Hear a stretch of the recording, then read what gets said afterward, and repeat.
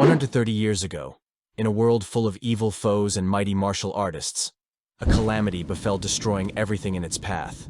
This calamity, known as the Silent Night, devastated the land and caused countless bloody wars. People were killed and all hope was lost.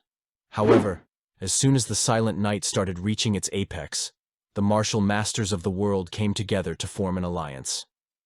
This alliance, known as the Central Heavenly Alliance, decided to take matters into their own hands. Under their own name, they formed a separate group called the Northern Heavenly Sect, a group of the best fighters and masters who could fight against the Silent Night. The first leader of this sect was a martial artist known as Baek Jin Hu.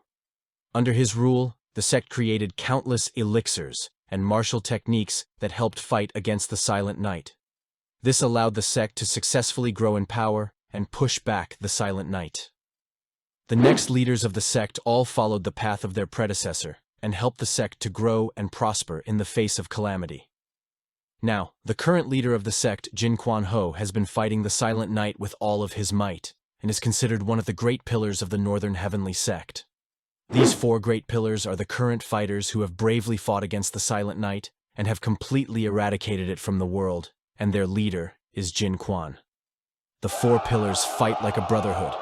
There is clear loyalty and strength amongst their ranks. However, this strength is short-lived. The Northern Wall, which was once heavily guarded, crumbled and the blame fell on Jin Quan. The other members of the pillars planned to betray Jin Quan Ho, their leader. They invoked the wrath of the Nine Skies, a powerful group of rulers who oversee everything. According to these rulers, Jin Quan has been charged with treason and betrayal. He used the Silent Night against his own people and caused the Northern Wall to collapse. The Nine Skies informed Jin Quan that his own friends, the men who fought alongside on the battlefield, testified against him. Jin Quan is hurt to hear this. He looks at the other pillars standing in the crowd gathered in front of him, but no one meets his gaze. Jin Quan knows that he is outnumbered and that there is no way out of this. He kneels before the crowd and admits defeat. As the leader, he gives out a final order, that the Heavenly Sect will be dismantled, and that his son, Jin Muwan, will not be harmed by the Nine Skies or the Central Heavenly Alliance. The cruel rulers are reluctant to expect, but they know that Jin Quan's heroic speech and admittance has caused a stir in the people, and their will is wavering. The Nine Skies accept and promise not to hurt his child. Jin Quan lifts up his sword and looks at his son for a final goodbye.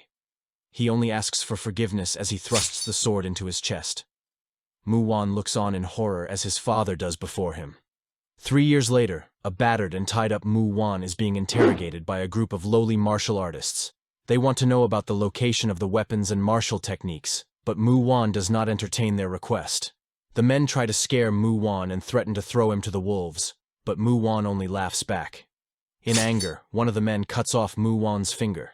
He yells out in pain and cries out the words, "The Nine Skies." The men are confused about this, but they don't realize that Muwan is not an ordinary kid. When Jin Quan had fallen, the area belonging to the Northern Heavenly Sect was also left abandoned. The four pillars who betrayed their leader took away the martial scrolls and artifacts. Everyone left to follow the four pillars, and the area was left in ruin. Except for one individual. Muwan was left there all alone. He stayed there waiting to be rescued, but only had to survive on his own. Even though he did not have much left, the Central Heavenly Alliance was worried that Jin Quan's son would learn martial arts and techniques and revive the Northern Sect. To make sure this doesn't occur, mercenaries were dispatched to guard the area and keep an eye on Muwan. Their main objective was to make sure that Muwan does not learn about martial art and does not learn any technique that would make him powerful. The captain of this mercenary group, Jiang Pai-san, is suspicious of Muwan and the ones to tie him up, demanding to know the locations of the martial scrolls. On their first, he notices Muwan lurking around the area, but does not approach him or pay him any attention.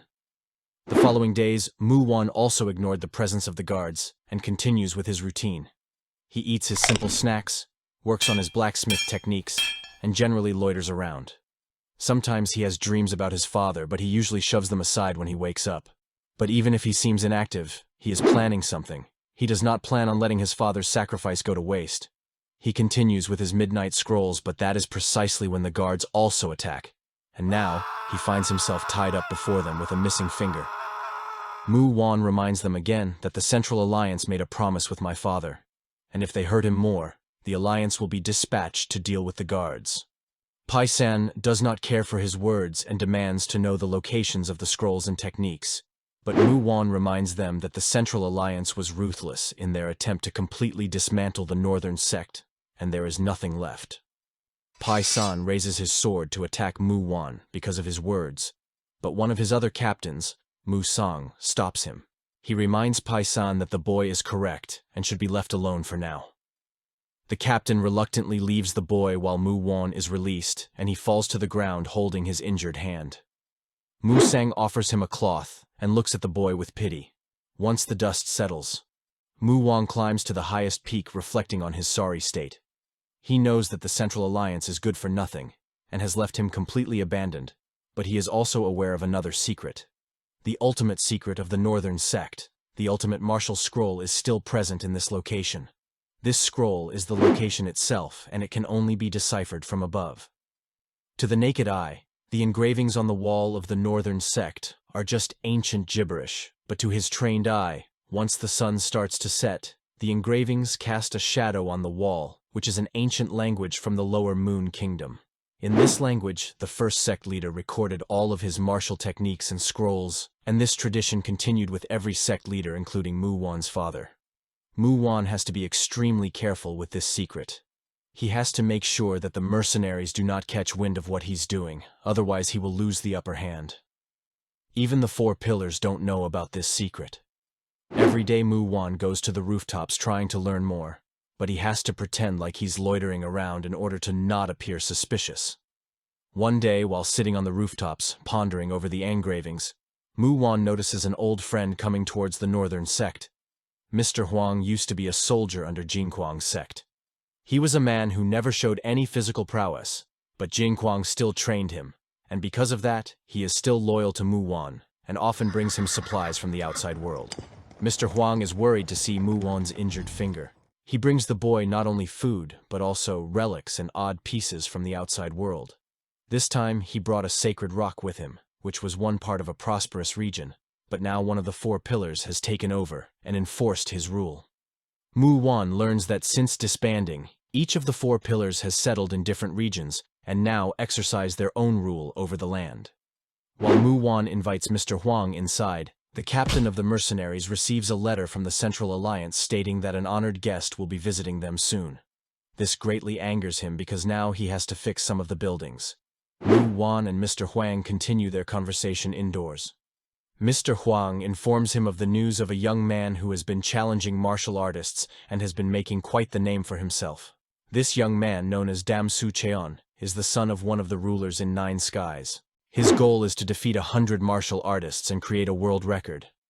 Mu Wan is slightly worried to hear this because this boy could pose a threat in the future. Once their conversation ends, Mu Wan bids farewell to Mr. Huang and heads towards his room. On the way, Mu Swang informs him of the honored guests coming to visit, but Mu Wan does not show any interest. When he enters his room, he notices snow trailed in. He quickly turns around, but a mysterious figure grabs him from behind and pulls a knife on his throat. The figure speaks in a womanly voice, demanding to know who Mu Wan is. Mu Wan confirms his identity and questions her back. But before she can answer, the blade falls and the woman falls to the ground. Mu Wan stares at the fallen women in front of him in disbelief. She is clearly injured and on the verge of death. Mu Wan takes her in and places her on a bed. He looks at the wound on her shoulder and realizes that she has been poisoned.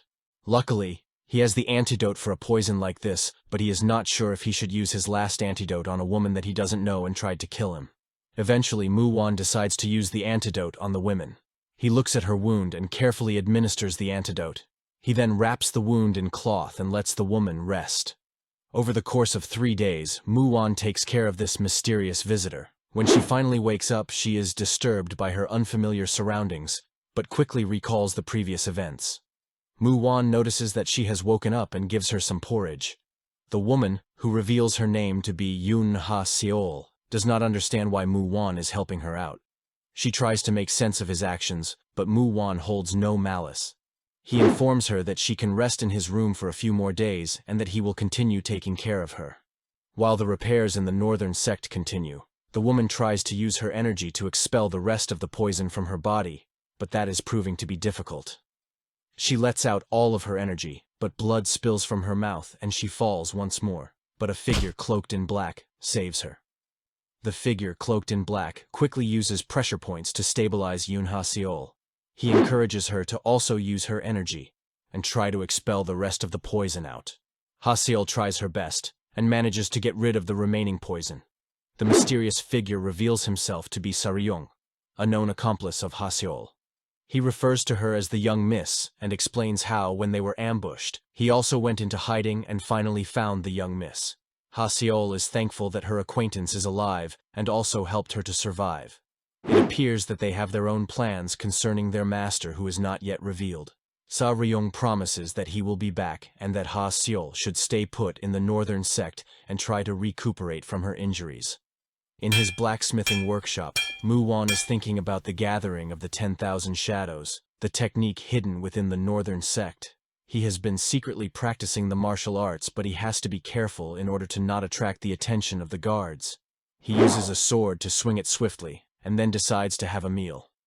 Outside, he comes across Ha-seol, who has finally come out of the room for a scroll. The two of them have a meal together. Ha-seol is still suspicious of Mu-won, especially because he refuses to ask questions about her life. But Mu-won pays no attention and treats her kindly. Ha-seol even thanks him for his kindness towards her.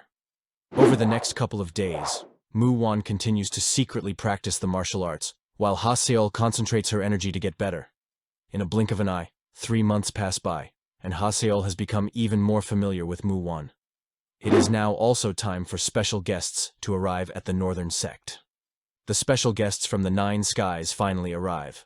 Amongst them is the daughter, Su-ah, and the son, Shim-won-lee, the children of one of the 9 skies ruler. The other guest is Hyeryong, the granddaughter of another 9 skies ruler. The 3 of them are accompanied by General Mok Yoon-pyong and other members of the Central Alliance. Pai-san and the other mercenaries quickly rush towards the gate to welcome them. He assures them that arrangements have been made for their arrival. Once inside, Won-lee acts quite arrogant and does not like the sorry state of the northern sect. As they make their way, they run into Mu-won and Ha-seol as well. The meeting is a little tense as Mu-won is considered a threat by all of these people. Pai-san is also angered to see Ha-seol, because he does not know how this strange girl entered the sect under his nose. Mu-won retains his composure and steers clear of any trouble. He bids the group farewell and pays them no mind. At night, Won-lee talks to the general about how he plans on overtaking the northern sect and turning it into his own dominion, but before he can accomplish that, he has to get rid of Mu-won. He visits Mu-won in his blacksmith workshop. At first, Mu-won is taken aback by the sudden arrival of this threat, but he tries to play it safe. Won-lee takes hold of a sword and challenges Mu-won. He refuses to believe that the heir of the northern sect does not know how to fight. Mu-won is worried that his secret might come out, but the murderous intent in Won-lee is clear. Won-lee stabs, Mu-won fully expecting him to dodge the lethal hit, but he doesn't. Instead, Mu-won takes the hit and the sword leaves a bloody wound. For a second, Won-lee felt some sort of energy, but instead he is met with a pathetic man who can't even dodge. Mu-won knows that he is weak right now and still training. If his secret is revealed, he will be killed. He plays his cards right and takes the hit, falling to the ground. Just then, Hyeryong enters, begging Won-lee to stop. Her guard assists Mu-won while Hyeryong yells at Won-lee for his actions. His attitude is completely dismissive. In his mind, Mu-won is nothing but a pathetic man. He leaves the place while Hyeryong gives Mu-won a recovery pill and sends him back to his room. When Mu-won wakes up, Ha-seol is sitting by his side, worried about his injuries. Mu-won thanks her and is glad for her presence, but she informs him that she will be leaving soon. Unknown to Mu-won, she has received an order that her master is back. Mu-won feels a little sad to hear that his new friend is leaving soon. Far away from the sect, another burly man is making his way towards the northern sect. This man looks like a proud warrior. A group of strange men try to stop him in his path, but he swiftly defeats them, continuing his journey towards Mu-won's location. Back at the sect, Hyeryong apologizes to Mu-won for Won-lee's actions, and promises him that she will not be cruel to him. She then later meets up with Won-lee and informs him that they need Mu-won for their plans, and that no harm should come to him right now. In an infernal village devastated by fire, Tai Mukong, known as the Demon of Chaos, has just been informed that the troops he sent out to catch his target are all dead. This causes him to rally his dark wolves towards the location of the sect. Back at the northern sect, Musang is confronted by an old friend who now works with the Central Alliance. The friend greets him kindly, but in the past this same friend stole Musang's lover. He does not act in kindness, and tries to strike his former friend, but he is quickly humbled. The friend, Yeup Wool, strikes him on the arm, and leaves him with a warning that Musang needs to check his attitude. This leaves Musang in a terrible state. In his workshop, Mu Wan works on a little present for Haseol. The two of them have a meal together, and he presents the present to her, a small pin with a flower on it. Haseol is moved by this and feels glad that he was given a present. In her room, she looks at the gift fondly but is interrupted by Saryung, who informs her that their master is coming to the northern sect. Haseol feels a little worried, but she has to prepare herself. She hides the pin, which Saryung notices and warns her not to get attached. Musang is still in a deep state of anger and frustration. He feels humiliated about what his old friend did to him and is now training like a maniac to get better. As he trains, he begins to lose himself, but a strange voice guides him. The voice instructs him to let go of his doubt and anger and to keep his mind clear. The words help him deliver a strike with his sword that even amazes him. Mu Wan was the one behind this. He gets up from the rooftop calling it a day, but then feels an intense energy. Standing before him is the burly warrior from before. Mu Wan is amazed by the intense aura of the man before him. He does not take a single step forward. All of a sudden, the man exclaims loudly and greets his sibling. This man is Dam Su Cheon, the third child of the Nine Skies ruler, and a sibling to Wan Li and Su Ah. He is also the famous martial artist who has defeated 100 opponents in a short span of time. The siblings meet up with each other, and Su Cheon is welcomed in. Mu Wan does not stop for longer and moves ahead. He runs into the general, who informs him that he and Haseol have been invited to dinner at Huaqian Palace. Mu Wan is surprised, but he accepts. The next day, Mu Wan finds Su Cheon waiting for him. Su Cheon is not hostile, but instead expresses his gratitude towards Mu Wan. He wants to make sure that Mu Wan feels comfortable and accepts the dinner invitation. Mu Wan finds it odd, but remains polite as well. The following night, Mu Wan and Haseol make their way to the palace. At first, things are a little awkward, but then Su Cheon informs them that they plan on creating a new martial society in the northern sect, and that they need Mu Wan to be a witness. Haseol finds this outrageous, but Mu Wan gently agrees. Even though there is some tension between them, Mu Wan's acceptance is a huge relief. Mu Wan does not want Haseol to get into trouble and keeps everything calm. Su Cheon expresses to talk to him alone for some time. He takes Mu Wan to the balcony and offers him a position in the Cerulean Dragon Society and urges him to work with them. Before Mu Wan can reply, an ominous aura spreads throughout the sect, causing everyone to stir in alarm. The Demon of Chaos has finally arrived at the gates of the northern sect. The guards are absolutely no match for him. His dark wolves have even surrounded Mu Wan and the others in the palace. Hye Ryung recognizes the enemies as part of the Silent Night and is in disbelief, thinking about the possible repercussions of their reappearance. Su Cheon springs into action and rushes towards Tai Mukong. He introduces himself as the mighty Su Cheon, the one who is considered the martial artist of great renown. Tai Mu laughs upon seeing this kid in front of him, but he humors him. At first, Su Cheon uses a technique that cracks every bone in Tai Mu's body and leaves him bloody and bruised, but the unnatural man snaps back into place. This confirms that the force in front of him is part of the Silent Night. Tai Mu then rushes towards Su Cheon, swings into the air and slams into Su Cheon, leaving him completely wounded and unable to get back up. Just a simple technique is enough to bring him down. Tai Mu declares that he will not kill him right now, but wait for him to get stronger first. As he turns away, Ah Su, the younger sibling of Su Cheon, starts to yell at Tai Mu for being arrogant, and she warns him that her father will punish him for good. But before she can say anything more, Tai Mu kills her, leaving the rest of the siblings in utter shock. Wan Li witnesses his sister's death and falls into a frenzy. He lunges towards Tai Mu with his technique active, but is quickly slammed away by Tai Mu's enormous fist. The odds are looking bad for those fighting against the Silent Night. Hye Ryung realizes this and orders her guard to take away the injured bodies of Su Cheon and Wan Li and escape from this place. She uses her technique, an ability that lets her create illusions to deceive Tai Mu into thinking that he is standing in a white void. She then swiftly escapes, leeching behind Mu Wan and Haseol. He takes notice of this betrayal but says nothing. Tai Mu comes out of the illusion and looks around. His real target is actually Haseol, who has desperately been trying to run away with Mu Wan, but now she has been spotted. Tai Mu now faces his actual opponent. He lunges forward to attack Haseol, but something special occurs. Through the dust and debris, Mu Wan notices Haseol, who is now floating in the air. Her hair has turned white, and her aura is completely different. Within the silent night, there is a ruler who is considered the absolute ruler, and holds authority, and supporting this ruler are 4 demon lords. One of the demon lords is called the Witch of White Night, and her descendant now stands before Mu Wan. Haseol decides to hold off Tai Mu on her own. She lets him strangle her while she struggles. She can only think about thanking Mu Wan, who she can no longer see. But before completely giving up hope, a strike comes out of nowhere, and Tai Mu lets go of Haseol. Standing before her is Mu Wan, with a sword in his hand, and his energy appears to be completely different. Haseol is shocked to see Mu Wan sprint into action like this.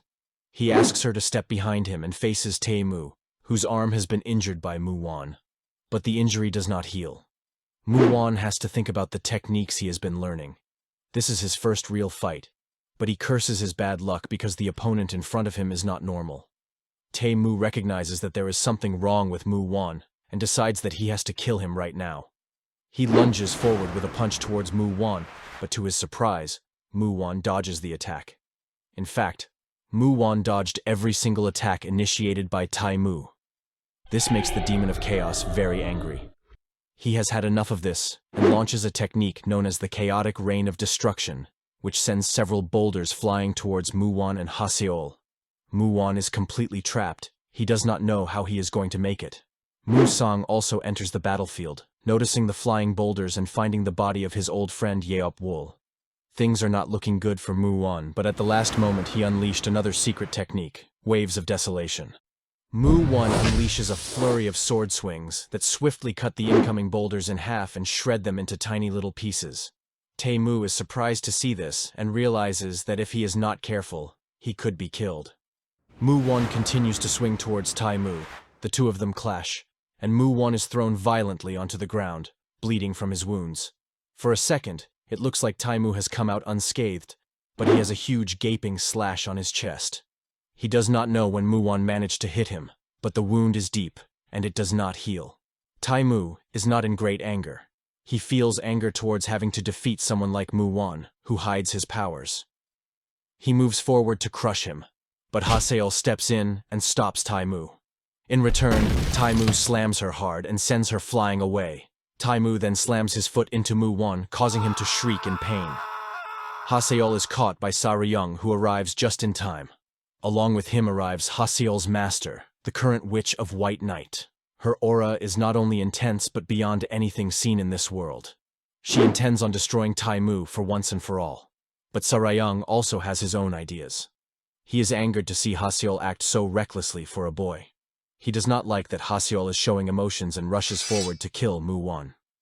Haseol begs Saryung to not kill Mu Wan. She explains that she is indebted to him and that he saved her life. Even though Saryung is reluctant, he agrees to not harm Mu Wan and offers Haseol a recovery pill that will heal her wounds. Instead of taking the pill, Haseol looks at Mu Wan.